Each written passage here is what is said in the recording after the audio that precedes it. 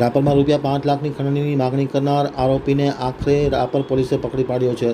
આરોપીના પરિવારજનોએ તાજેતરમાં તેમને પકડવા દરમિયાન ફરજમાં રૂકાવટ કરી હતી હોવાની ફરિયાદ નોંધાઈ છે। રાપર આમતક ન્યૂઝ બ્યુરોનો વિસ્તૃત અહેવાલ। આરટીઆઈને એસસીટીનો ખોટો દુરુપયોગ કરી ફરિયાદી પાસેથી બળજબરીપૂર્વક ₹5,000ની ખંડણીની માગણી કરનાર આરોપી આખરે હરેશ નામોરી રાઠોડ આરોગ્ય કેન્દ્ર સામે રાપર વાયાને પકડી પાડી ધોરણસરની કાર્યવાહી હાથ ધરી છે। રાપર પોલીસ સ્ટેશનમાં તેના નામે અલગ અલગ ગુનાઓ દાખલ થયા છે। તાજેતરમાં જ પોલીસ જ્યારે પકડવા ગઈ તો તેમના પરિવારે પોલીસને ઘેરી લઈ અને ફરજ પર રૂકાવટ કરી હતી અને તેમના ભાઈની પણ પોલીસે અટકાયત કરી હતી। દરમિયાનમાં હરેશ નામોરી રાઠોડની પણ પોલીસે અટકાયત કરી છે।